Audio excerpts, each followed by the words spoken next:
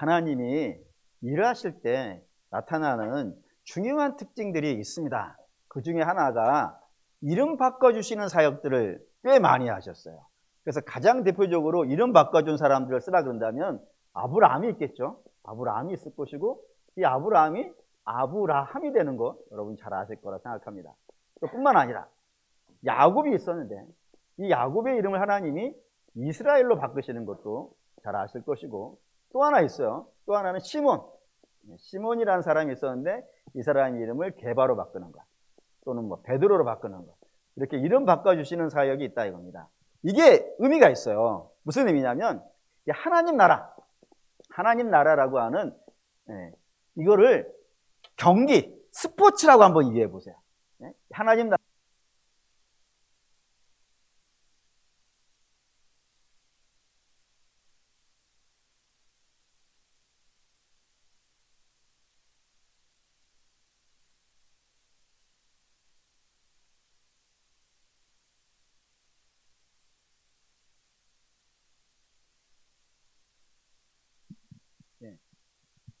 이쪽은 느낌이 후보 선수 느낌이 나요. 왜냐하면 아브라함의 뜻이 뭐죠? 큰아버지예요. 큰아버지. 그냥 큰아버지예요. 자기 집에 아들이 있는 그런 아버지예요. 그러니까 개인적인 소망이긴 하지만 그 소망도 이룬 사람이에요, 못 이룬 사람이에요? 못 이뤘다고요. 그냥 자기 조카를 아들로 삼아서 살아가는, 그러니까 하나님 나라에서 본다면은 아무것도 안 하고 있는 그런 사람의 모습이라고요. 근데 그런 사람이 이름이 아브라함으로 바뀌면서 그는 큰아버지 정도의 사람이 아니라 뭐라고요? 열방의 아버지, 믿음의 조상이 되는 거예요. 하나님 나라의 주전 선수가 되어 있다 이겁니다. 나중에. 그 다음에 야곱은 어떤 사람이냐면은 사람의 뒤꿈치를 잡는 자잖아요. 다른 사람을 사기쳐가지고 내가 얻고 싶은 걸 얻는 그런 사람이라고. 하나님 나라에서 그런 역할은 없어요. 그래가지고 이 사람이 어떻게 되냐면은 집에서 쫓겨난다 이겁니다. 약속의 자손이에요. 이삭은 약속의 자손인데 그 약속의 자손에서 쫓겨나는 사람이라 이겁니다. 그런데 그 이름이 이스라엘로 바뀌는 거예요. 이스라엘은 하나님과 겨루는 자예요. 하나님을 상대하는 자예요. 그래서 뭐든지 다 하나님을 통하여서 받는 사람이 되는 것이 이스라엘이에요. 하나님 나라의 주전 같지 않습니까? 또 시몬이라는 사람은 원래 이름의 뜻은 하나님이 들으신다, 사무엘하고 비슷한 이름이에요. 사무엘하고 비슷한 이름인데 이 시몬은 그냥 어부예요. 당시에 이스라엘의 주역은 누구였냐면 바리새인이었고, 그 바리새인이 베드로를 보고 뭐라 그랬냐면 학문 없는 자라 그랬다고요. 그냥 어부라고, 주전 아니라고요. 이 사람 주전 아니야, 주전은 우리야 라고 말했을 때 주전 아닌 사람이에요. 그런데 이 사람이 베드로가 돼요. 베드로의 이름의 뜻은 반석이에요. 교회의 반석. 그리고 또한 그가 천국의 열쇠를 받았어요. 하나님 나라에서 주전 같지 않습니까? 그러니까 하나님이 어떤 일을 하시냐면 후보 선수들을, 하나님 나라의 관점에서 보면 주전이 아니야, 열심히 뛰는 사람이 아니야, 이 후보들을 불러가지고 주전으로 만들어서 쓰시는 분이 누구인 거예요? 하나님이라는 거야. 반응이 되고 있는 중이죠. 그런 의미에서 본다면은, 그래서 제가 여러분들에게 싫어한다라고 하는 이름이 하나가 있는 거예요. 평신도라는 말을 그렇게 싫어해요. 평신도는 처음부터 만들어질 때부터 그 이름의 뜻이 뭐였어요? 후보예요, 후보. 주전은 누구고? 성직자고. 성직자가 주전이고, 평신도는 성직자가 열심히 뛰어가지고 뭘 잘하면 박수 쳐주고 막 응원하는 그런 류의 사람이라고요. 그럼 당연히 성경하고 안 맞죠.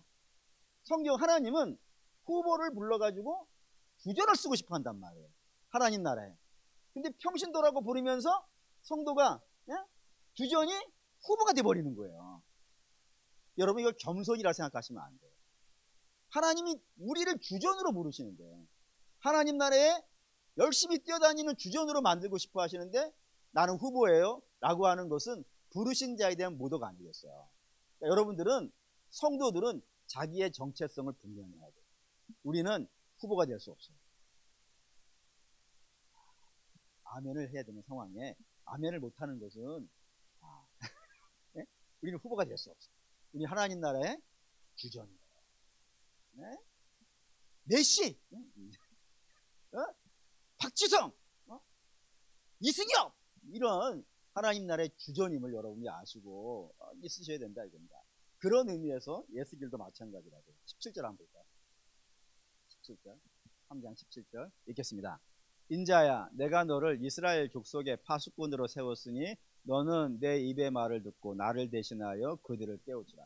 여기 인자라는 말이 등장했는데 인자는 사람의 아들입니다. 근데 누구를 사람의 아들이라고 하는 거예요? 에스겔. 근데 여기서 인자는 예수님이 당신을 인자라고 하는 것과 다르다고 했죠. 여기서 인자는 그야말로 사람의 아들이에요. 아무것도 아닌 자라는 거예요. 아무것도 아닌 자. 실제로 그렇죠. 에스겔은 제사장 가문에 태어났어요. 그러면 뭐가 돼야 되는 거예요? 제사장이 돼야 돼요. 그런데 제사장이 됐어요? 못 됐어요? 못 됐어요. 제사장이 되기 전에 포로로 끌려갔기 때문에 기름 부음을 받지 못했다고요. 그러니 아무것도 아닌 거예요. 뿐만 아니라 인생의 경험이라도 좀 많으면 그럼 뭐 주전으로 쓸 수 있을 만한데 이 에스겔 이제 30이라 이거예요. 인생의 연륜으로 본다면 이제 사회의 초년생쯤 되어지는 그런 사람이라고요. 그런 사람이 와서 이야기하면 누가 뭐 들어주기나 하겠습니까? 좀 더 좀 더 크고 와 이렇게 할 거 아니겠어요. 뿐이 아니라 자유인도 아니에요. 에스겔은 뭐냐면 노예예요. 제사장도 아니고 그렇다고 인생의 경험이 많은 것도 아니고 그렇다고 자유인도 아니고 그야말로 아무것도 아닌 사람이에요. 그런 사람을 오늘 하나님께서 부르시는 거예요. 부르셔가지고 뭐 하라고요? 파수꾼 하라고. 이게 센 겁니다. 여러분 파수꾼이라는 것은 한 성의 운명을 좌우하는 사람이에요. 뭘 보면 아냐면 파수꾼이 경비를 쓰지 않습니까? 성 제일 높은 데 올라가가지고 저 멀리를 바라보면서 저 멀리에서 적이 쳐들어오는 거예요. 적이 쳐들어오면은 나팔을 불러주는 건 아니겠어요? 적이 쳐들어옵니다. 여러분 깨어서 준비하십시오.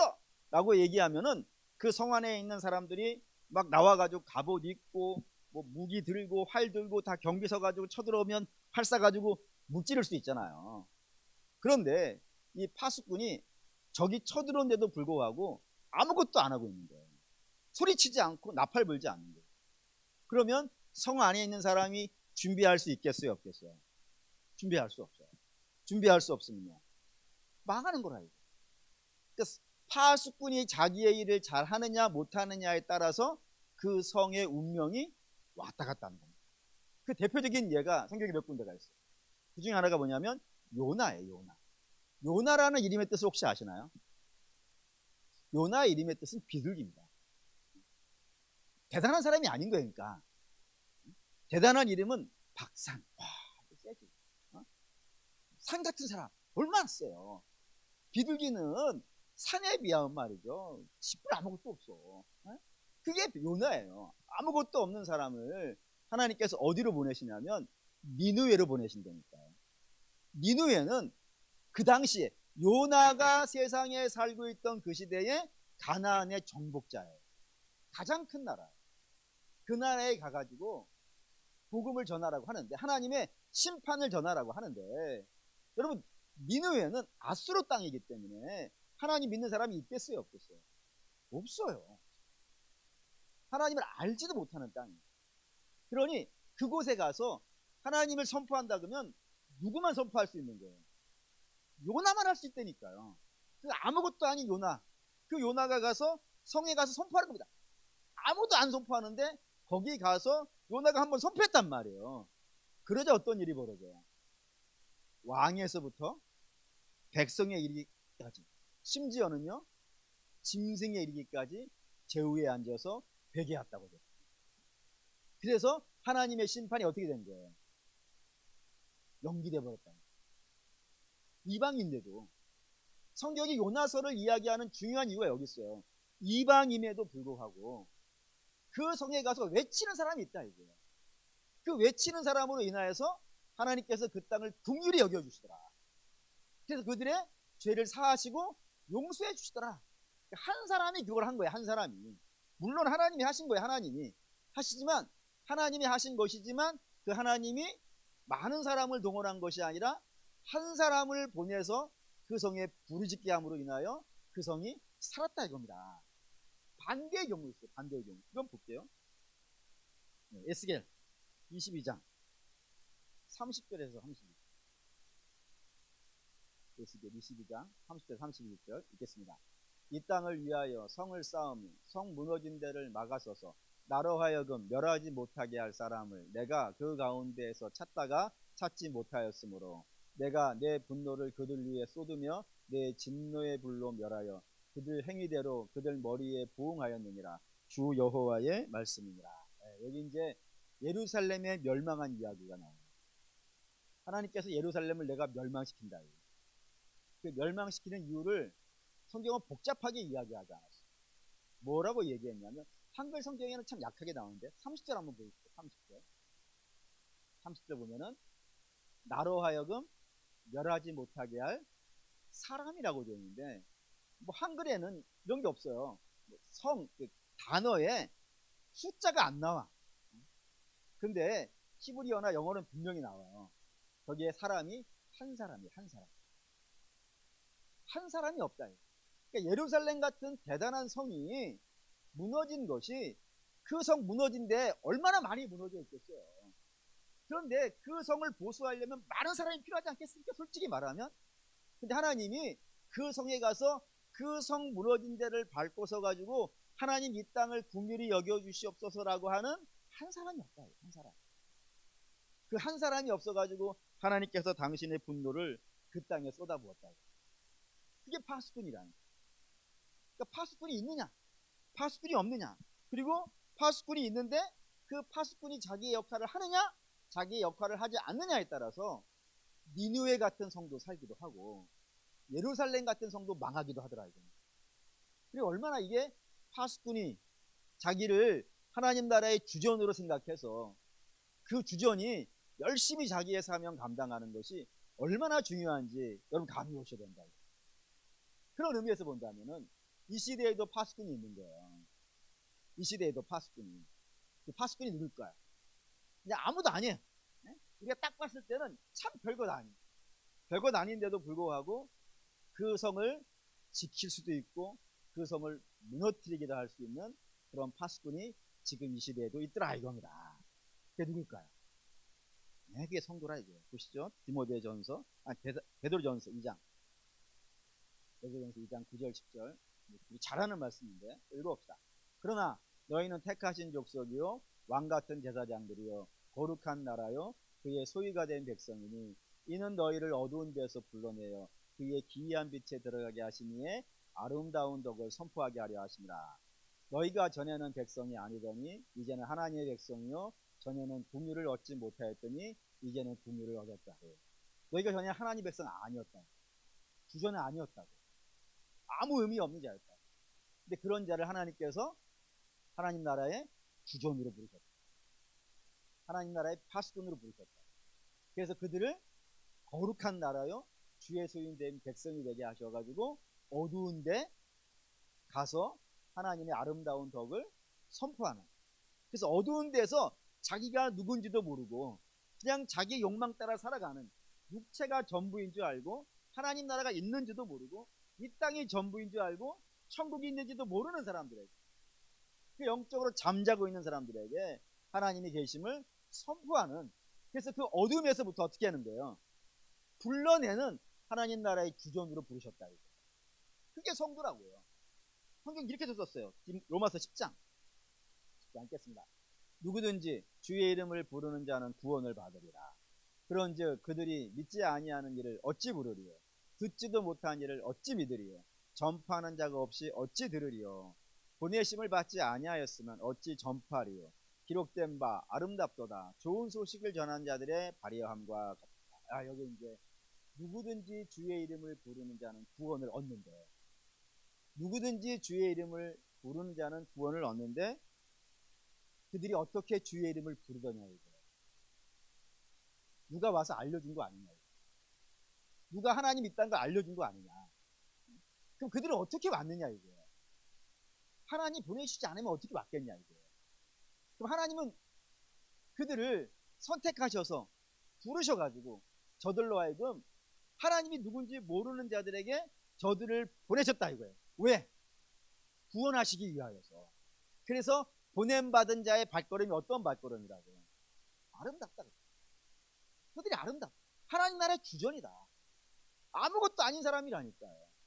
그 아무것도 아닌 사람을 하나님께서 당신의 택한 자녀로 삼으셔가지고 아름다운 발걸음이 되게 하셔가지고 어두운 데로 보내셨다.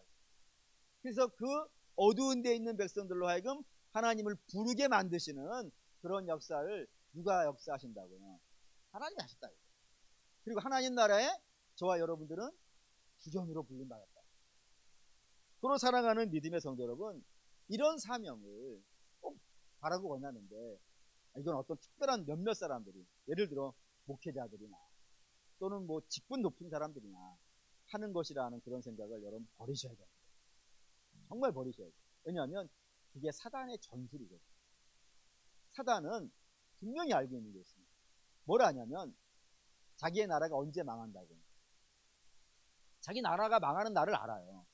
언제 망하는 걸로 알고 있어요. 복음이 땅끝까지 전해지면 주님이 오실 것이고, 주님이 오시면요 그는 결박당하여서 망할 거예요. 영원한 불못 속에 던져질 거예요. 자기 망하는 날을 알아요. 그러니 사단은 자기의 나라가 조금이라도 연장되게 하려면 어떻게 해야 되겠습니까? 복음이 전파되는 것을 가급적이면 할 수 있는 한 최대한 어떻게 해야 돼요? 늦춰야 되잖아요. 최대한 늦춰야 되잖아요. 최대한 늦추려면은 어떤 방법이 제일 쉬운 방법인지 아십니까? 어떤 방법이 제일 쉬운 방법이냐면, 여러분 한번 계산해 보죠. 교회가 있어요. 교회에 목회자가 있고 그냥 이해를 돕기 위해서, 정말 싫어하는 단어지만 이해를 돕기 위해 쓸게요. 평신도가 있어요. 쓰고 나서도 열받네. 글씨가 똑바로 안 써져. 그런데 어디가 많아요? 여기 많죠? 얼마나 많을 것 같아요? 이게 99%예요. 1%예요. 우리 교회도 그렇죠? 우리 교회도 1%가 안 돼, 사실. 이 교회가 한 340년 정도, 전 성도, 어린이에서부터 성인에까지 340년. 주님의 교역자들 3명. 한국교회 교인이 일반적으로 1000만 명이라고 해요. 1000만. 목회자 수 10만이에요. 1%가 안 돼요. 사단은 이 99%를 후보로 만드는 거예요. 그러면 여기만 열심히 하게 하는 거예요. 성도들은 벤치 워머라 그러죠. 벤치에 앉아가지고 따뜻하게 데피는 거야. 엉덩이로. 주전이 오면 비켜주는 거야. 앉아서 몸 녹이고 가세요. 주전 몸 녹이고 또 저기 뛰어 나가고 후보 또 거기 데피고 있는 거야. 그걸 벤치 워머라 그래요. 후보 선수. 99%를 후보로 만드는 거예요. 그럼 어떤 일이 벌어지는지 아세요? 99%, 이 평신도라는 단어가 만들어진 게 중세라 그랬잖아요. 99%가 후보가 되어지면 암흑기가 오는 거예요. 종교개혁은 뭐겠어요, 그러면? 이 99%를 깨우는 거예요. 여러분 후보 아니에요, 여러분은. 여러분은 하나님 나라의 주역이에요. 여러분들이 각자의 위치에서 주의 복음을 외치시고 믿음으로 사시고 하나님을 전파하셔야 돼요. 그거를 깨워내는 게 종교개혁이었다니까요. 그래서 이걸 하기 위해서 성경을 막 번역한 거예요. 성경을 라틴어로 되어져 있는, 그래서 몇몇 사람만 읽을 수밖에 없는 그런 성경을 일반 대중 언어로 바꾼 거예요. 성도들 읽으시라고. 읽고 여러분들이 하나님 나라의 주전임을 아시라고. 이 1%는 주전이 잘 뛸 수 있도록 하는 리더일 뿐이에요. 다시 말하면 이렇게 얘기할게요. 감독, 코치. 네? 감독, 코치야. 이쪽이 주전이야. 그래서 물론 월급을 얘가 많이 받나? 어쨌든 그렇다 이거예요. 잘 훈련시켜가지고 이 선수들이 돋보이게 해줘야 된다고요. 그랬을 때 이게 종교개혁을 한다 이겁니다. 서로 사랑하는 믿음의 성도 여러분, 사단의 전술은 여러분들을 앉아있게 만드는 거예요. 아무것도 안 하게 하는 거예요. 박수만 쳐주게 하는 거예요. 근데 하나님은 여러분들 어떻게 하기를 원하신다고요? 주전으로 오라. 내가 너희를 함께 해줄 테니, 내가 너에게 힘줄 테니, 내가 너희와 동행해 줄 테니 너희 주전으로 뛰라 라고 이야기하시더라 이겁니다. 우리 사랑하는 여러분, 여러분 하나님 나라의 주전입니다. 여러분 일을 하셔야 돼요. 그 일이 뭐냐면 파수꾼의 일이라. 이 파수꾼은 적이 오면, 우리의 성을 무너뜨리려고 하는 적이 오면은 그 적이 온다라는 걸 외치는 자라고 했잖아요. 그러면 우리 성을 무너뜨리러 오는 자가 누굴까요, 여러분? 누가 우리 성을 무너뜨리러 올까? 1조 읽어보죠. 에스겔 3장 18절에서 19절 읽겠습니다. 가령 내가 악인에게 말하기를 너는 꼭 죽으리라 할 때에 내가 깨우치지 아니하거나 말로 악인에게 일러서 그의 악한 길을 떠나 생명을 구원하게 하지 아니하면 그 악인은 그의 죄악 중에서 죽으려니와 내가 그의 핏값을 내 손에서 찾을 것이고 내가 악인을 깨우치되 한 마음과 악한 생각에서 돌이키지 아니하면 그는 그의 죄악 중에서 죽으려니와 너는 내 생명을 보존하리라. 예, 여기에 우리의 성을 무너뜨리러 오는 이가 있어요. 누군가요? 누가 죽인다고 하는데? 여기 여러분 놀라운 표현입니다. 하나님이 쳐들어온다. 하나님이 쳐들어온다. 너희의 성을 무너뜨리려고 하나님이 쳐들어온다. 여러분 이걸 잘 이해하셔야 돼요. 여러분 예를 들어서 북한이 우리를 쳐들어오는 거예요. 북한이 우리나라를 쳐들어온다 그러면은 쳐들어온다라는 정보를 얻었어요. 우리는 뭐 해야 될까요? 뭐 우리라고 하긴 그렇고 대한민국 정부는 뭐 해야 될까요? 뻔하지 않습니까? 무기를 막 준비를 해야 돼요. 미사일도 준비하고 비행기도 준비하고 배도 준비하고 막 이렇게 무기를 준비해야 될 거예요. 뿐만 아니라 미국이나 또는 유럽에 있는 그런 나라들하고 연합도 해야 될 거예요. 그래서 우리의 침공을 받으면 같이 싸웁시다. 뭐 이런 외교도 해야 돼요. 그러니까 사람이 쳐들어온다든가 나라가 쳐들어오면 이런 식으로 방어가 돼요. 그런데 하나님이 쳐들어오면 이걸로 방어가 되겠습니까?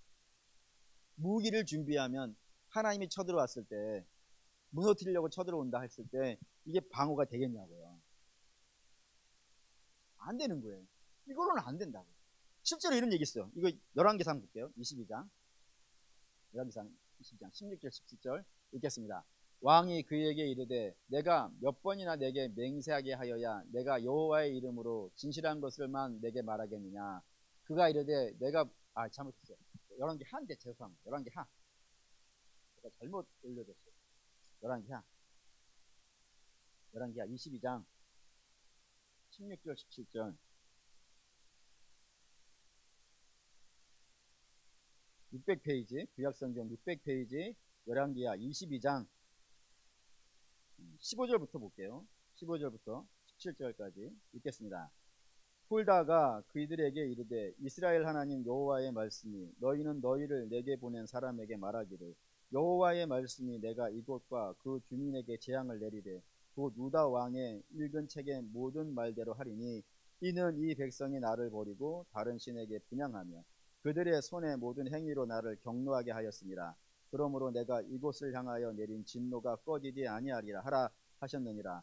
그 너희를 보내 여호와께 묻대한 유다 왕에게는 너희가 이렇게 말하라. 이스라엘의 하나님 여호와의 말씀이 이같이 말씀하셨느니라. 내가 들은 말대로 대하여는 뭐 이렇게 나와 있어요. 뭔 말이냐면 이게 요시야에게 하신 말씀이에요. 요시야는 우리 알다시피 유다의 마지막 등불이라고 불리는 사람입니다. 가장 솔로몬 이후에 가장 위대한 왕이라고 해도 무방한 자예요. 근데 그런 자에게 하나님께서 말씀하시는 거예요. 내가 이 성 무너뜨리려 했다. 이건 요시야도 못 막아. 내가 이미 결심했어. 이게 끝이야. 그런데 내가 너는 살려준다. 이 성은 내가 무너뜨린다. 라고 하는 그런 내용이에요. 하나님이 이미 결정하신 거예요. 결정하셔가지고 이 성을 무너뜨리는데 무너뜨리기 전에 하나님이 에스겔을 통하여서 선포하고 있는 거예요. 뭐라고? 몇몇은 살아야 되지 않냐 이거. 몇몇은 살아야 되지 않냐. 그러니 그 살리기 위해서 뭐 하라고요? 하나님이 쳐들어온다는 걸 외쳐주라고. 하나님 쳐들어온다고. 그래서 그 쳐들어오는 거를 누구에게 외치라고요? 죄인도 외치고 의인에게도 외치라고요. 죄인은 왜 외쳐야 되냐면 저들이 지금 엉뚱한 길로 가고 있잖아요. 근데 엉뚱한 길로 가고 있는데 자기들이 엉뚱한 길로 가고 있다는 걸 몰라요. 그래서 모르니까 저들이 엉뚱한 길, 잘못된 길로 가고 있음을 이 파수꾼이 외쳐줘야 돼요. 외쳐줘야 되는데 외치고 저가 내가 잘못된 길로 가고 있었구나. 그래서 회개하고 돌아오면은 그는 어떻게 된다고요? 산다고. 이 성 반드시 망하지만 그렇게 돌아오는 자는 산다고. 그런데 네가 외치지 않았어. 네가 외치지 않아가지고 돌아와야 되는 사람이 안 돌아오게 되는 일이 발생했다. 그렇게 되면은 그도 망하겠지만 외치지 않은 너도 어떻게 된다고요? 너의 생명도 내가 취하겠다. 반면에 의인에게도 외치라는 겁니다. 의인에게도. 왜 의인에게도 외쳐야 되냐면 의인은 완전한 죄가 아니잖아요. 우리가 알다시피 의인이란 성경에서 의인이라고 불리는 사람들은 하나님을 믿는 자들이에요. 하나님 믿는 자들인데 이들이 아직 완성이 안 되어 있는 자들이라 그의 육체 연약함이 있어요. 육체 연약함이 있기 때문에 간혹 넘어진다니까. 넘어질 때 참 신기하게 대단한 걸로도 넘어질 수 있어요. 그런데 별것도 아닌 걸로도 넘어져요. 신기한 거. 대단한 걸로만 넘어지는 게 아니라 정말 별것도 아닌 거. 그거 하나로도 무너지는 일들이 있어요. 그렇기 때문에 내가 지금 신앙생활 잘하고 있다고 해가지고 여러분 안심하시면 안 됩니다. 안심하시면 안 돼요. 넘어지는 일이 있어요. 그렇기 때문에 항상 하나님의 경고의 메시지를 들으면서 자기의 연약함을 알고 그래서 하나님의 도움을 받고 은혜를 입어서 내가 지금 가고 있는 믿음의 길을 어떻게 되는 거예요? 잘 가야 돼요. 이 길을 지금 가고 있는 길, 나는 잘 가. 걱정하지 않아도 돼. 해가지고 방심하고 있으면 사단이 하나님의 자녀라 하더라도 넘어뜨리려고 덤빈다니까요. 그때 걸려서 넘어지면은 이전까지 잘 믿어온 게 별 의미가 없는 거예요. 그렇지 않습니까? 믿음이라는 건 어저께 잘 믿은 게 중요한 게 아니라니까요. 믿음은 언제 잘 믿고 있어야 돼요? 지금 잘 믿고 있어요. 그럼 만나는 어저께 만나로 오늘을 먹을 수 없어요. 하나님 분명히 어저께 만나는 어저께로 다 썩어버린다 이거예요. 오늘 만나는 어떻게 해야 돼요? 오늘 구해와야 돼요. 요게 제외된 예외가 되는 날은 딱 하루밖에 없어요. 그날이 언제예요? 안식일 전날. 그날만 빼고 나머지 만나는 매일 가서 구해야 돼. 매일. 그러니까 은혜는 매일 받아야지. 성령 충만도 매일 충만해야지. 어저께 내가 충만했으니까 오늘은 좀 덜 충만해가지고 어저께와 오늘 딱 평균 내가지고 50점 이런 건 없다 이거예요. 어저께 100점이면 어저께 100점이고 오늘 빵점이면요 50점이 아닌 거예요. 오늘 빵점인 거예요. 그렇기 때문에 성도는 어저께 내가 잘했다 해가지고 방심하지 마시고 오늘도 자기를 점검하고 그리고 살펴서 믿음의 길을 가고 의의 열매를 맺어야 된다 이거예요. 이렇게 하라고. 그런데 네가 저 사람은 잘 가. 지금까지 잘해왔으니까 내버려둬도 알아서 해. 그러는데 그가 넘어졌다 이거예요. 그러면 그도 하나님의 책망을 받겠지만 침묵하고 있었던 너도 어떻게 한다고요? 하나님 책망하신다. 그러니 파수꾼들은 굉장히 중요한 운명을 지고 있더라 이겁니다. 서로 사랑하는 믿음의 성도 여러분, 그렇다 이거예요. 그런데 이 사명을 그 당시에 에스겔만 아니라 오늘 우리도 지고 있는 것이죠. 오늘 우리도 지고 있다 이겁니다. 왜? 하나님이 어떻게 하신다고 한 거예요? 쳐들어온다 하셨다니까요. 그렇잖아요. 주께 다시 오신다고 하셨어요. 분명히 다시 오신다고 하셨어요. 다시 오실 때는 예수 그리스도의 그 인자하고 연약한 모습으로 오시지 않아요. 그때는 어떤 모습으로 와요? 심판자로. 그걸 이미 선포가 돼 있어요. 이거를 막을 사람이 없어요. 이거를 주님 오지 마십시오 한다고 안 오시는 분이 아니에요. 다시 오실 때는 분명히 심판자로 오신다고 하셨어요. 그때에 이 모든 세상은 다 살지는 않는다니까요. 누구만 사는 거예요. 누구만 사는 거예요. 보시죠. 요한계시록 16장 15절. 요한계시록 16장 15절. 없습니까? 요한계시록 16장 15절. 보시죠. 여기서 나왔어요. 읽겠습니다. 보라, 내가 도둑같이 오리니 누구든지 깨어 자기 옷을 지켜 벌거벗고 다니지 아니하며 자기의 부끄러움을 보이지 아니하는 자는 복이 있도다. 분명히 도둑같이 오는데 그때는 심판의 날이라 이거예요. 그때 부끄러움을 당하지 않으려면 옷을 입고 있어야 된다고요. 근데 성도의 옷은 한 벌밖에 없다니까요. 그 옷이 뭐예요? 그리스도의 옷이에요. 보혈의 옷이에요. 그 옷을 입고 있어야만이 부끄러움을 면한다니까요. 부끄러움을 면하는 옷은 그리스도의 밖에 없어요. 그 옷을 입고 있어야 된다. 뿐만 아니라 이것도 볼까요? 요한복음 3장 16절 읽겠습니다. 하나님이 세상을 이처럼 사랑하사 독생자를 주셨으니 이는 그를 믿는 자마다 멸망치 않고 영생을 얻게 하려 하십니다. 여기 분명히 나오잖아요. 하나님이 지금 멸망할 날이 온다니까요. 그 멸망할 날이 오는데 그 멸망할 날에 멸망하지 않고 영생을 입으려면은 옷을 입고 있어야 된다고요. 그 옷이 뭐라고요? 독생자의 옷이라 이거. 이걸 외쳐줘야 된다니까. 이거를 외쳐줘야 돼. 이거를 성도가 아니면 누가 외칠까요?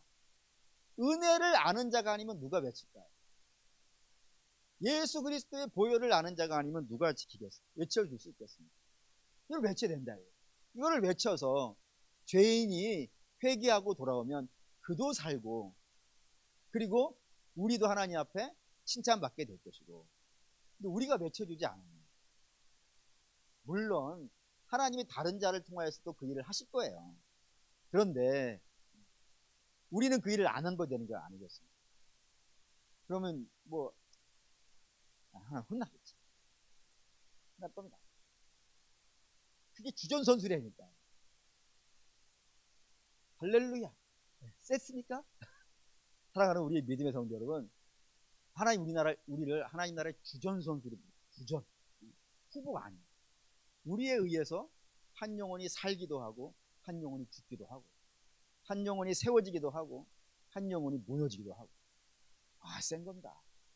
그래서 우리는 기도해야 돼요. 여러분 기도해야 돼요. 영혼들을 위해서 기도하셔야 되고 소망하셔야 되고, 하나님이 그 사명을 먼저 믿은 우리에게 주셨다고 합니다. 그렇기 때문에 성도는 자기가 있는 곳에서 하나님이 멀리 보내시는 분도 있습니다. 멀리 보내서 가지고 이 일을 하시는 분도 있고, 또 하나님이 좀 더 큰 스케일로 하시기 위해서 목회자로 부르는 사람도 있어요. 근데 모두를 선교사로 부르고 모두를 목회자로 부르지 않습니다. 1%예요. 항상 언제나 봐도 1%예요.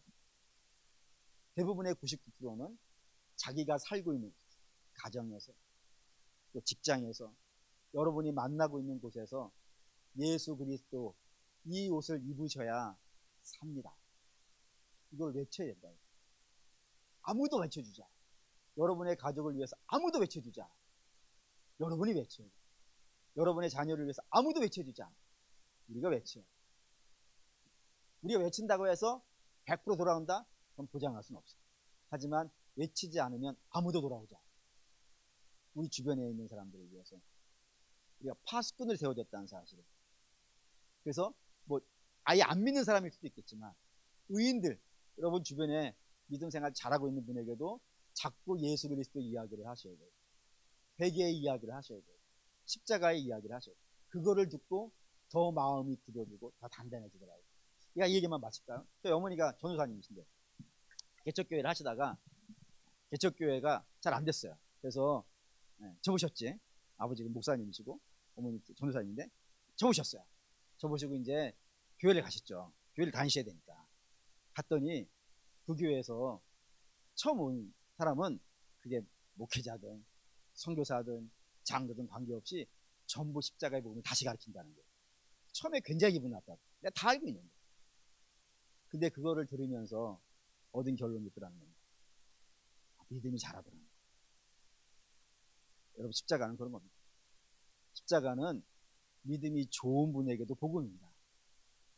믿음이 약한 자에게, 없는 자에게도 복음이듯이 믿음이 센 자에게도 십자가는 복음입니다.